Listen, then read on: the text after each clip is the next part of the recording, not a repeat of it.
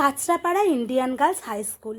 এই স্কুলটার নামের সাথেই এক আলাদা নস্টালজিয়া কাজ করে মনের মধ্যে। এই বিদ্যালয় প্রাঙ্গণেই জীবনের সাতটা সেরা বছর কাটিয়েছি। সেই সুখের স্মৃতিগুলোকে আবার একবার পুনরায় ঝালিয়ে নিতে আবার পৌঁছে গিয়েছিলাম আমাদের সেই বিদ্যালয়ে। এইভাবেই ছুটোছুটি করে বেড়াতাম একটা সময় আমরা এই প্রাঙ্গণে। আজ আমরা প্রাক্তনী, সেই প্রাক্তনীরা মাঝে একবার রিউনিয়নে এসেছিলাম, তবে আজ এক মহৎ উদ্দেশ্য নিয়ে পুনরায় স্কুলে পৌঁছেছি।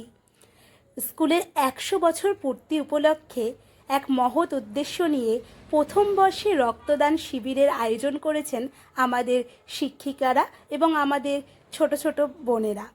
তাই আমরা এই উদ্দেশ্যকে সফল করতেই পৌঁছে গিয়েছিলাম। এই যে আমার বান্ধবী সোনালি এবং আমি সুপ্রিয়া দুজনে মিলে পৌঁছে গিয়েছিলাম। আমাদের ব্যাচের আরও একজন বান্ধবী ছিল।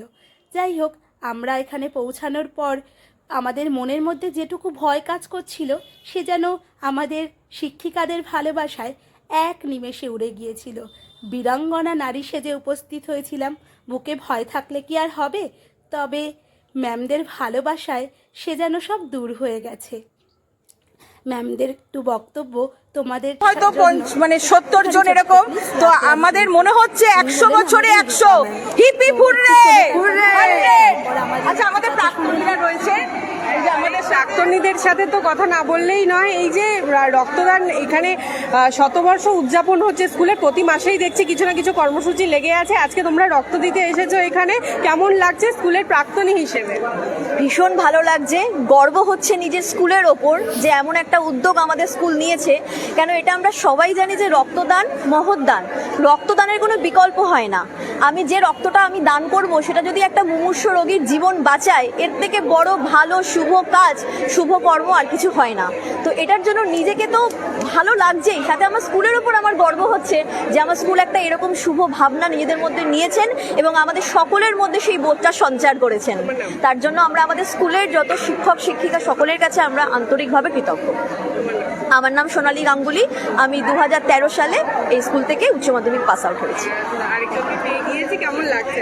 ভীষণই ভালো লাগছে। এর আগে কখনো আমি রক্ত দিইনি, এই প্রথমবার একজন স্কুলে। একদম এটা যে একটা অন্যরকম আনন্দ, কারণ আমি একজন প্রাক্তনী হিসাবে শুধু নয়, একজন সমাজের জন্য কিছু করতে পারাটা একটা অনেক বড় ব্যাপার। সেটা যে আমার স্কুলের হাত ধরে এইভাবে আমি শুরু করব, এটা আমার চিরস্মরণীয় হয়ে থাকবে।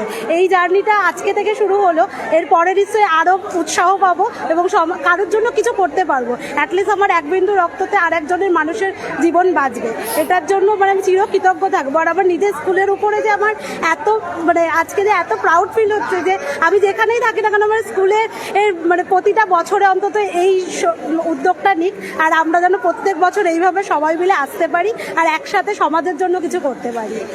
সুপ্রিয়া সরকার, আমি 2012 সালে এখান থেকে এইচএস পাস করেছি, এই 7 বছর এখানে। এক আলাদা অনুভূতি। এই যে আমাদের সর্বরী ম্যাম এসছিলেন এখানে। সর্বরী ম্যাম এখন অন্য স্কুলের হেডমিস্ট্রেস, তবে তিনিও এই সুখের অনুষ্ঠানে যোগদান করেছিলেন। এত সুন্দর একটা অনুষ্ঠানের অংশ হতে পেরে আজ যে কত আনন্দ হচ্ছে, কি যে একটা মনের মধ্যে আলাদা অনুভূতি কাজ করছে তোমাদের বলে বোঝাতে পারবো না। যাই হোক, আমরা রক্তদান করার পরে লোকে ফল খায়, আমরা চা প্রেমীরা চা নিয়ে বসে পড়েছি আর অনেক গিফটস দিয়েছিল। সেগুলো তোমাদের সাথে অন্য কোনো ভিডিওতে শেয়ার করব। আমার আরও এক বান্ধবী শম্পা, যে কিনা রিপোর্টিং করছিল, সেও কিন্তু আমাদের ব্যাচেই পড়তো। এই দেখো, এই দোকানটাকে চিনতে পারছো? বাপি কাকুর দোকান। এই দোকানের সাথেও এক আলাদা নস্টালজিয়া কাজ করে আমাদের ইন্ডিয়ান স্কুলের মেয়েদের। কি ঠিক বললাম তো? আজকের ভিডিওটা তবে এইটুকুই। এত দূর পর্যন্ত যারা ভিডিওটা দেখেছো তাদের সকলকে অসংখ্য ধন্যবাদ। জীবনের প্রথম একটা মহৎ কাজ করেছি, তো তাই নিজের অনুভূতিটা তোমাদের সাথে শেয়ার না করে পারলাম না। তবে আজ আসি, দেখা হচ্ছে পরের কোনো নতুন এক ভিডিওতে তোমাদের সাথে, নতুন কোনো গল্প নিয়ে, নতুন কোনো অনুভূতি নিয়ে।